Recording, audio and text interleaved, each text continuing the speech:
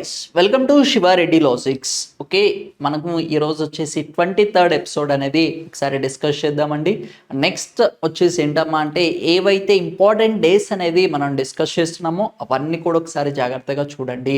ఎందుకంటే మన ఎగ్జామినేషన్లో 1 or 2 క్వశ్చన్స్ అనేది ఎక్స్పెషల్గా డేట్స్ మీద ఆర్ ఇంపార్టెంట్ డేస్ మీద అనేది రిఫ్లెక్ట్ అవుతూ ఉన్నాయి. ఓకేనా, నెక్స్ట్ మనకు వచ్చే ఎపిసోడ్లో కూడా ఎస్పెషల్లీ 1 ఎపిసోడ్ అనేది ఇంపార్టెంట్ డేస్ మీద కూడా ఒకటి డిస్కస్ చేద్దామండి. ఓకే, నెక్స్ట్ వచ్చేసి ఏంటమ్మా అంటే ఈ మంత్ వచ్చేసి ఈ 23rd ఎపిసోడ్ అంతా కూడా డిసెంబర్ మంత్లో ఏవైతే ఇంపార్టెంట్ ఈవెంట్స్ అనేవి జరిగాయో అవనేది ఒకసారి డిస్కస్ చేద్దామండి. అండ్ ఇందులో వచ్చేసి చాలా ఇంపార్టెంట్ అనేవి ఉండడం అయితే జరిగింది. డిసెంబర్ వచ్చేసి మన క్యాలెండర్ ఇయర్లో వచ్చేసి ఎండ్ మంత్, చాలా ఇంపార్టెంట్ ఈవెంట్స్ అనేవి రావడం అయితే జరిగింది న్యూస్లో. అవన్నీ కూడా ఇన్ డీటెయిల్గా డిస్కస్ చేద్దామండి. Okay, next first question, who launched the India's maiden winter scientific Arctic ఎక్స్పెండెన్షన్?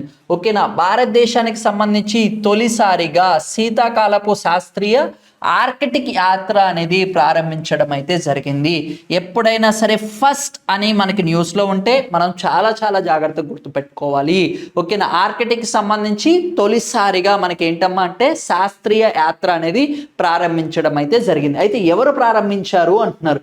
ఎవరమ్మా అంటే దానికి వచ్చేసి కిరణ్ రిజిజు గారు వచ్చేసి స్టార్ట్ చేయడం అయితే జరిగింది. కిరణ్ రిజిజు గారు ఏంటంటే మినిస్ట్రీ ఆఫ్ సైన్స్, ఎర్త్ సైన్స్కి వచ్చేసి ఆయన మినిస్టర్ అని కూడా చెప్పుకోవచ్చు. దీనికి సంబంధించి ఒకసారి జాగ్రత్తగా చూద్దామండి. ఓకేనా, ఆర్కిటిక్ సంబంధించి భారతదేశం యొక్క మొదటి శీతాకాలపు శాస్త్రీయ యాత్రా కేంద్రాన్ని అయితే మంత్రి కిరణ్ రిజిజు గారు వచ్చేసి డిసెంబర్ 18న ఓకేనా స్టార్ట్ చేయడం అయితే జరిగింది. ఇది మెయిన్గా ఏంటమ్మా అంటే వీళ్ళు వచ్చేసి ఏం చేస్తారు అంటే ఈ వాతావరణంలో వచ్చే మార్పులు, శీతోష్ణ స్థితిలో వచ్చే మార్పులు, ఈ క్లైమేట్ చేంజ్ వల్ల వచ్చే సైడ్ ఎఫెక్ట్స్ ఏంటి, మనకి గ్లేషియర్స్ అంటాం. ఓకేనా, మంచు పర్వతాలు, ఈ మంచు పర్వతాలు అన్నీ కూడా కరిగిపోతున్నాయి.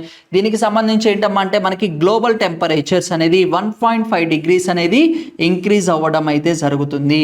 దీనివల్ల వచ్చే పరిణామాలు ఏంటి అనేది వీళ్ళందరూ కూడా సైంటిఫిక్గా స్టడీ చేయడం అయితే జరుగుతుంది.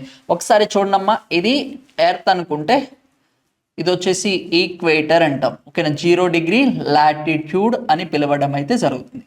దీన్ని వచ్చేసి ఉత్తరార్ధగోళం, కింద వచ్చేసి దక్షిణార్ధగోళం అని పిలవడం అయితే జరుగుతుంది. ఆర్కిటిక్ సర్కిల్ అనేది ఎక్కడ ఉంటుందమ్మా అంటే మనకు వచ్చేసి నదరన్ హెమిస్ఫియర్లో అనేది ఉండడం అయితే జరుగుతుంది. Okay, Arctic circle is belongs to northern hemisphere. And next ఏంటమ్మా అంటే ఇండియాకి సంబంధించి, భారతదేశానికి సంబంధించి 2008వ సంవత్సరం నుంచి ఆర్కిటిక్లో వచ్చేసి హిమాద్రి పరిశోధన కేంద్రాన్ని కూడా స్టార్ట్ చేయడం అయితే జరిగింది. చాలా ఇంపార్టెంట్ అమ్మాయి బిట్. ఓకేనా, భారతదేశానికి సంబంధించి అంటార్క్టికా ప్రాంతంలో వచ్చేసి పరిశోధన కేంద్రం పేరు ఏంటి అంటారు, హిమాద్రి. ఏ సంవత్సరంలో దీన్ని ఎస్టాబ్లిష్ చేశారు అంటారు. ఎప్పుడమ్మా అంటే 2008వ సంవత్సరంలో దీన్ని బిల్డ్ చేయడం అయితే జరిగింది. ఓకేనా, with whom data Gujarat government signed with the memorandum of understanding initiated for the country's first submarine tourism project. ఓకేనా, మొట్టమొదటిసారిగా ఏంటమ్మా అంటే జలాంతర్గామి పర్యాటక ప్రాజెక్ట్ అనేది ఎక్కడ స్టార్ట్ అయిందంట, గుజరాత్ ప్రభుత్వం అనేది గుజరాత్లో అనేది స్టార్ట్ అవ్వడం అయితే జరిగింది. ఇది ఎవరెవరు ఒప్పందం కుదిరించుకున్నారు దీని మీద అనేది చాలా ఇంపార్టెంట్. ఇక్కడ కూడా ఏంటి ఫస్ట్ అంటున్నారు. అయితే ఫస్ట్ టైం వచ్చేసి ఏంటమ్మా అంటే సబ్మెరైన్ టూరిజం అనేది తీసుకొని రావడం అయితే జరిగింది. జలాంతర్గామిని యూజ్ చేసి, సబ్మెరైన్ యూజ్ చేసి టూరిజం అనేది వచ్చింది. ఇది కూడా మొట్టమొదటిసారిగా రావడం అయితే జరిగింది. అయితే ఎవరితో సైన్ చేసుకున్నారంటే మాస్గావ్ డాక్యార్డ్ షిప్ బిల్డింగ్ లిమిటెడ్తో వచ్చేసి వీళ్ళు సైన్ చేసుకోవడం అయితే జరిగింది. ఇది కూడా చాలా ఇంపార్టెంట్. ఈ జలాంతర్గామిలో వచ్చేసి వాళ్ళని ఎంత డెప్త్లోకి తీసుకెళ్తారమ్మా అంటే వాళ్ళని వచ్చేసి 100 meters డెప్త్లోకి తీసుకెళ్ళడం అయితే జరుగుతుంది. ఓకేనా, భూమట్టాన్ని నుంచి లోపలికి సముద్ర భాగంలో ఎన్ని మీటర్స్ తీసుకెళ్తారంటే 100 meters అనేది తీసుకొని వెళ్ళడం అయితే జరుగుతుంది. వాళ్ళు కూడా ఏం చూపిస్తారంటే అక్కడికి వెళ్ళాక వచ్చేసి ఏంటమ్మా అంటే ద్వారకా సిటీ, దేన్నమ్మంటే ద్వారకా సిటీని, ద్వారకా నగరాన్ని వాళ్ళకు వచ్చేసి కృష్ణుడు నగరంగా పిలవడం అయితే జరుగుతుంది. ఆ నగరాన్ని చూపించడం కోసం భారతదేశానికి సంబంధించి గుజరాత్ గవర్నమెంట్ ఏం చేస్తుందమ్మా అంటే మొట్టమొదటిసారిగా సబ్మరైన్ టూరిజం అనేది తీసుకొని రావడం అయితే జరిగింది. ఇది కూడా చాలా ఇంపార్టెంట్. మనకి టూరిజం వచ్చేసి షిప్స్ మీద కానీ, బోట్స్ మీద కానీ, వెజల్స్ మీద కానీ ఇలా వచ్చాయి. ఓకేనా, మనకి ఆల్రెడీ డిస్కస్ చేసాము. సోలార్ని యూజ్ చేసుకొని మనకి బోట్ అనేది కూడా ఒక డిస్కస్ చేసాము. అయితే ఇదేంటి సబ్మెరైన్, ఓకేనా, జలాంతర్గామిని యూజ్ చేసుకొని పర్యాటక టూరిజం అనేది ప్రమోట్ చేయడం అయితే జరుగుతుంది. Okay, next, where was the 10,000 Jan Aushadhi Kendra inaugurated by the prime minister Modi? ఓకేనా, 10,000వ జన ఔషధి కేంద్రాన్ని ప్రధానమంత్రి గారు ఎక్కడ స్టార్ట్ చేశారు అంటున్నారు.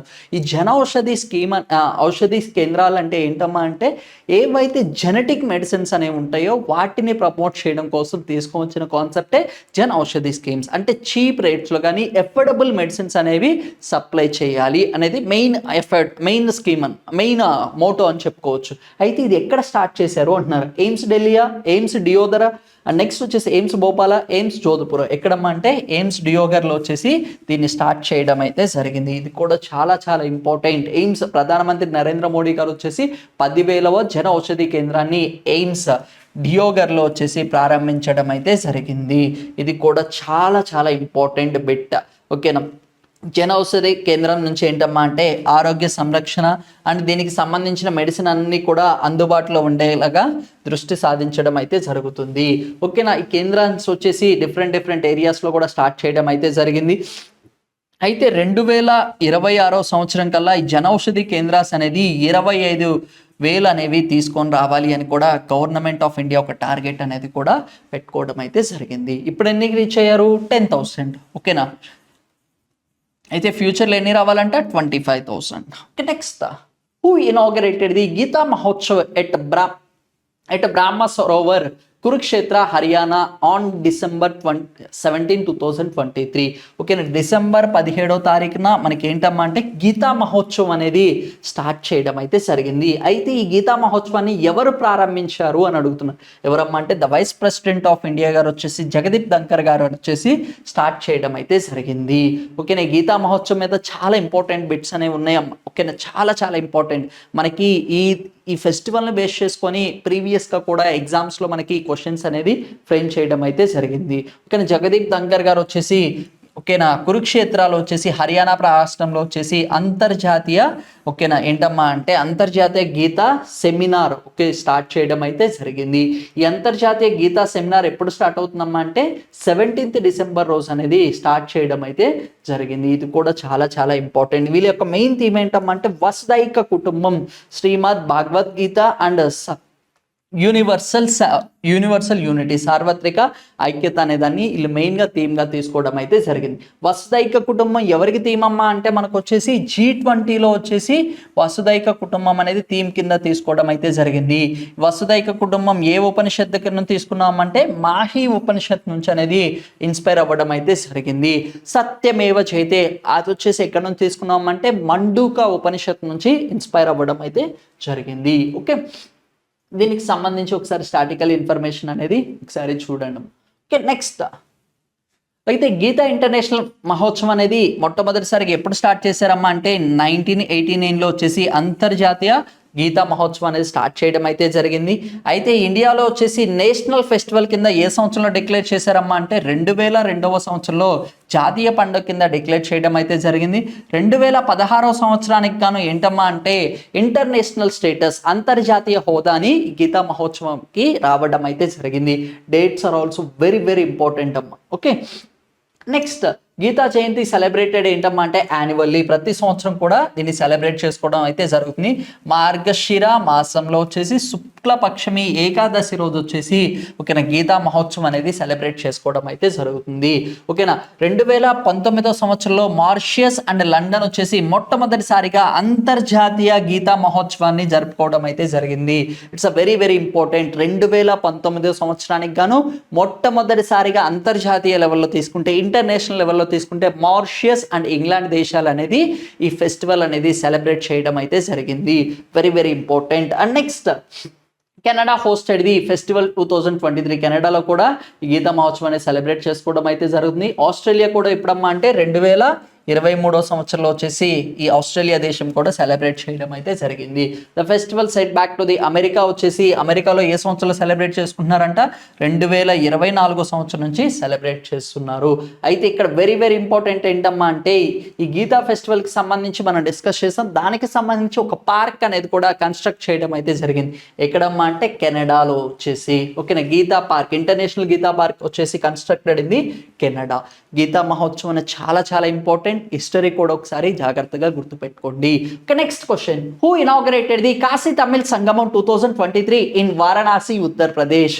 ఓకేనా ఏంటమ్మా అంటే కాశీ తమిళ్ సంగమం వచ్చేసి ఇది సెకండ్ టైం అని చెప్పుకోవచ్చు. ఫస్ట్ టైం వచ్చేసి 2022 సంవత్సరంలో స్టార్ట్ చేయడం అయితే జరిగింది. అయితే దీన్ని ఎవరు ప్రారంభించారు అంట వారణాసిలో జరిగింది. ఎవరు ప్రారంభించారు అంటే the prime minister of India Narendra Modi గారు వచ్చేసి దీన్ని స్టార్ట్ చేయడం అయితే జరిగింది. ఇది కూడా చాలా చాలా ఇంపార్టెంట్. మెయిన్ ఎయిమ్ ఏంటమ్మా అంటే strengthening relationship between the Tamil Nadu and Kashi Varanasi, this two as the ancient cities are ancient sites అని కూడా చాలా చాలా ఇంపార్టెంట్ సైట్స్ అని కూడా చెప్పుకోవచ్చు. ఓకేనా దీనికి సంబంధించి ప్రైమ్ మినిస్టర్ మోడీ గారు కూడా ఒక ట్రైన్ కూడా స్టార్ట్ చేయడం అయితే జరిగింది. ఏంటంటే కన్యాకుమారి వారణాసి తమిళ్ సంగమం ట్రైన్ అనేది కూడా ఈ ఈవెంట్ టైంలో అనేది స్టార్ట్ చేస్తూ ఉంటారు. ఇది కూడా కల్చరల్కి సంబంధించింది కాబట్టి చాలా చాలా ఇంపార్టెంట్. అంటే రిలీజియస్ సంబంధించింది కూడా. రిలీజ్ సంబంధించి 8th వండర్ కూడా మనం డిస్కస్ చేసాము. ఎక్కడుందమ్మా అంటే కంబోడియా దేశంలో అయితే ఉండడం అయితే జరిగింది. ఇనిషియల్గా Vishnu temple, at present Buddhism temple కింద దీన్ని కన్వర్ట్ చేశారు అని కూడా చెప్పుకున్నాం. నెక్స్ట్ వచ్చేసి మనకి ఏంటమ్మా అంటే దుబాయ్ ప్రాంతంలో కూడా మనకి హిందూ టెంపుల్ అనేది బిల్డ్ చేయడం అయితే జరిగింది. అది కూడా ఒకసారి జాగ్రత్తగా చూడండి. ఎప్పుడైనా రిలీజియస్ మ్యాటర్స్ వచ్చినప్పుడు, ఒక రిలీజియన్కి సంబంధించి వచ్చినప్పుడు అవన్నీ కూడా ఒకసారి ఒకే చోట నోట్ డౌన్ చేసుకోవడానికి ట్రై చేయండి. ఎందుకంటే మనం రివిజన్ చేసే టైంలో ఇవి చాలా బాగా హెల్ప్ అవుతాయి. ఓకే నెక్స్ట్ ఓకేనా prime minister highlighted the Kashi Tamil Nadu సంగమం సంబంధించి ఏక్ భారత్ శ్రేష్ఠ భారత్ అంటే ఇండియా మొత్తం కూడా ఒకేలాగా ఉండాలి. ఎందుకంటే India is a diversified state. చాలా రకాలమైన ఏంటంటే లాంగ్వేజెస్ ఉన్నాయి, భాషలు ఉన్నాయి, అండ్ చాలా విధాలమైన సంస్కృతి కూడా ఉంది. అందుకోసం ఇవన్నీ కూడా ఏంటంటే ఒకటే అని ఏక్ భారత్ శ్రేష్ఠ భారత్ అనేది కూడా పిలవడం అయితే జరిగింది. ఇది మొట్టమొదటిసారిగా ఎప్పుడు సెలబ్రేట్ చేశారని చెప్పాము 2022 సంవత్సరంలో. ఇప్పుడు వచ్చేసి ఎన్నో సంవత్సరం అవుతుంది, సెకండ్ ఎడిషన్ అనమాట. 2023 సంవత్సరంలో సెలబ్రేట్ చేయడం అయితే జరిగింది. Next, who inaugurated the 5th global Ayurveda festival in Thiruvananthapuram in Kerala? Okay ఇది కూడా చాలా చాలా ఇంపార్టెంట్. 5వ గ్లోబల్ ఆయుర్వేద ఉత్సవాన్ని ఎక్కడ ప్రారంభించారంట? తిరువనంతపురంలో స్టార్ట్ చేయడం అయితే జరిగింది. అంటే కేరళ రాష్ట్రంలో దీన్ని స్టార్ట్ చేయడం అయితే జరిగింది. అయితే ఎవరు ప్రారంభించారు అడుగుతున్నారు. ఎవరమ్మా అంటే the vice president of India is inaugurated the ఓకేనా 5th గ్లోబల్ ఆయుర్వేద ఉత్సవం. ఇది కూడా చాలా చాలా ఇంపార్టెంట్. దీనికి సంబంధించి కూడా చాలా జాగ్రత్తగా గుర్తుపెట్టుకోండి. డిసెంబర్ 1వ తారీఖు నుంచి డిసెంబర్ 5వ తారీఖు వరకు అనేది ఈ ఉత్సవాన్ని సెలబ్రేట్ చేయడం అయితే జరిగింది. దీనికి సంబంధించి ఏంటంటే ఆయుర్వేద మెడికల్ టూరిజం అని ప్రమోట్ చేయాలి అని కూడా ఒక మెయిన్ కాన్సెప్ట్ అనేది తీసుకొని రావడం అయితే జరిగింది. ఇది కూడా ఒకసారి నామినల్గా చూడండి. Okay next, what is the proposed new name for the Firozabad district in Uttar Pradesh? ఓకేనా ఎప్పుడైనా సరే ఒక ప్రాంతానికి నేమ్ అనేది చేంజ్ అయినప్పుడు చాలా చాలా ఇంపార్టెంట్. ఫిరోజాబాద్ జిల్లాకు కొత్త పేరుగా ఏ పేరు అనేది ఇవ్వడం అయితే జరిగింది అంటారు. ఏంటంటే చందానగర్. ఏమని పిలుస్తున్నారు ఇప్పుడు? చందానగర్ కింద అనేది పిలవడం అయితే జరుగుతుంది. ఓకేనా చందానగర్ అనేదాన్ని ఫిరోజ్బాద్ కింద అనేది పిలవడం అయితే జరుగుతుంది. దీని హిస్టరీలో తీసుకుంటే రాజా చంద్రసేన్ గారు వచ్చేసి ఈ ప్రాంతాన్ని పరిపాలించడం అయితే జరిగింది.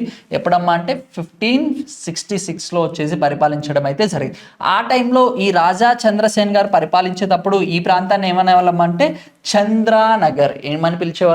చంద్రానగర్ అనేది పిలవడం అయితే జరిగింది. అయితే ఈ ప్రాంతాన్ని మీదకి ఏంటమ్మా అంటే అక్బర్ గారు వచ్చేసి ఎవరిని పంపించారు అంటే ఫిరోజ్ షా. ఎవరిని పంపించారు? ఫిరోజ్ షాని పంపించడం అయితే జరిగింది. ఆయన రాబరీస్, ఆ టెర్రర్ యాక్టివిటీస్ చేయడంతో ఈ ప్రాంతానికి ఏం చేశారమ్మా అంటే ఫిరోజ్బాద్ కింద అనేది డిక్లేర్ చేయడం అయితే జరిగింది. ఎవరు అటాక్ చేశారు? ఫిరోజ్ షా గారు చేయడంతో దీన్ని స్లోగా ఫిరోజ్బాద్ కింద కన్వర్ట్ చేశారు. అయితే ఇప్పుడు రీసెంట్గా ఏమని రీనేమ్ చేశారమ్మా అంటే చంద్రనగర్ కింద అనేది డిక్లేర్ చేయడం అయితే జరిగింది. ఇది కూడా చాలా చాలా important. Okay next, which milestone as IndiGo recently achieved in the aviation industry. భారతదేశ వైమానిక దళానికి సంబంధించి ఇండిగో అనేది ఏంటమ్మా అంటే మనకి ఒక ఎయిర్లైన్ సంస్థ. అయితే వీళ్ళు ఒక రికార్డ్ అనేది క్రియేట్ చేయడం అయితే జరిగింది. వీళ్ళు ఏంటమ్మా అంటే ఫర్ ది ఫైనాన్షియల్ ఇయర్ 1 yearలో తీసుకుంటే 10 million ప్రయాణికుల్ని రవాణా అందించడం అయితే జరిగింది. ఓకేనా 100 million ప్రయాణికులకు వచ్చేసి రవాణా అందించడం అయితే జరిగింది. ఓకేనా 100 million passengers are transported to the IndiGo airlines. అది ఒక మైల్ స్టోన్ అనేది కూడా క్రియేట్ చేయడం అయితే జరిగింది. ఓకేనా what was the previous name name of the airport before it was change to the Maharishi Valmiki international airport at Ayodhya Dham. ఓకేనా రీసెంట్గా వచ్చేసి మనకి ఏమని పిలిచేవాళ్ళం అంటే మహర్షి వాల్మీకి ఇంటర్నేషనల్ ఎయిర్పోర్ట్గా పిలవడం అయితే జరుగుతుంది. ఇప్పుడు ఏమని పిలుస్తున్నారమ్మా అంటే అయోధ్య ధామ్ ఎయిర్పోర్ట్ ఇంటర్నేషనల్ ఎయిర్పోర్ట్ అనేది పిలవడం అయితే జరుగుతుంది. అయితే ఈ నేమ్ లేకముందు ఓకేనా అంతకుముందు ఏ పేరుతో పిలిచేవాళ్ళు అంటున్నారు. ఇది కూడా చాలా చాలా ఇంపార్టెంట్. ఏంటమ్మా అంటే మర్యాద పురుషోత్తం శ్రీ రామ్ అయోధ్య విమానాశ్రయం కింద అనేది పిలవడం అయితే జరిగింది. ఇది కూడా చాలా చాలా ఇంపార్టెంట్. రిలీజియస్ మ్యాటర్కి సంబంధించింది. ఇది కూడా చాలా చాలా ఇంపార్టెంట్. అయితే ఉత్తరప్రదేశ్లో తీసుకుంటే మనకి మొత్తం కూడా 3 ఇంటర్నేషనల్ ఎయిర్పోర్ట్స్ అనేది ఉండడం అయితే జరిగింది. ఓకేనా ఒకటి వచ్చేసి ఏంటమ్మా అంటే వాల్మీకి మహర్షి ఇంటర్నేషనల్ ఎయిర్పోర్ట్ ఒకటి, అంటే కుషినగర్ ఇంటర్నేషనల్ ఎయిర్పోర్ట్ అనేది రెండోదని చెప్పుకోవచ్చు. అండ్ థర్డ్ ఇంటర్నేషనల్ ఎయిర్పోర్ట్ అనేది ఏంటి అనేది ఒకసారి కామెంట్ చేయండి.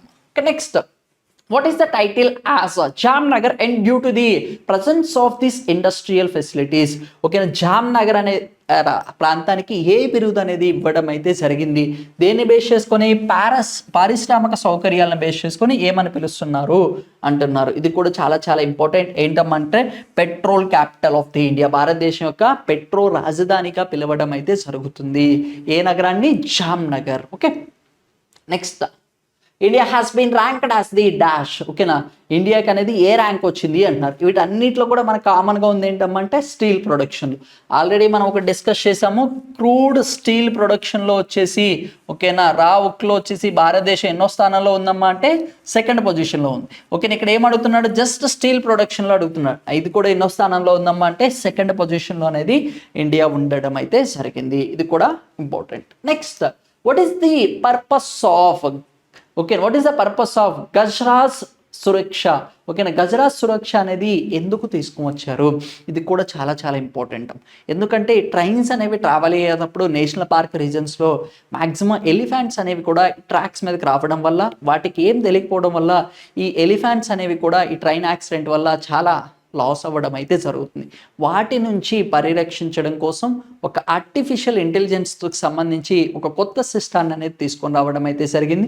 ఎప్పుడైనా ఒక ఎలిఫెంట్ అనేది 200 meters near to the railway track ఉంటే ఆటోమేటిక్గా ఆ స్టేషన్ మాస్టర్కి ఇన్ఫర్మేషన్ అనేది వెళ్ళడం అయితే జరుగుతుంది. అక్కడ ఒక అలారం అనేది రింగ్ అవ్వడం అయితే జరుగుతుంది. ఎప్పుడైతే అలారం అనేది రింగ్ అవుతుందో ఆ స్టేషన్ మాస్టర్ గారు ఏం చేస్తారమ్మా అంటే ఆ లోకో పైలట్కి ఒక ఇన్ఫర్మేషన్ అనేది పాస్ చేస్తారు.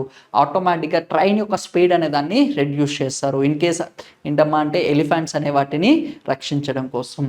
ఓకే రైలు ప్రమాదాల వల్ల ఏనుగుల మరణాన్ని అరికట్టించడం కోసం ఈ గజ సురక్ష అనేది తీసుకొని రావడం అయితే జరిగింది. ఇది కూడా very very important. Next which terminal of Kempegowda International Airport was awarded as the one of the most beautiful airport in the world. ఓకేనా కెంపగౌడ అంతర్జాతీయ విమానాశ్రయానికి ఏ టెర్మినల్కి ప్రపంచంలోనే అత్యంత అందమైన విమానాశ్రయంలో ఒకటిగా ఎంపికైంది అంటున్నారు. ఇది ఎవరిస్తారమ్మా అంటే యునెస్కో అనే ఆర్గనైజేషన్ అనేది ఈ 2015వ సంవత్సరం దగ్గర నుంచి మనకేంటమ్మా అంటే క్రిక్స్ వర్సటైల్ అనే దాని కింద ఏవైతే కల్చరల్గా ఇంపార్టెన్స్ ఉంటాయో ఆ సైట్స్ అనేది రికగ్నైజ్ చేయడం అయితే జరుగుతుంది. అయితే 2023లో ఏంటమ్మా అంటే టెర్మినల్ 2 ఆఫ్ ది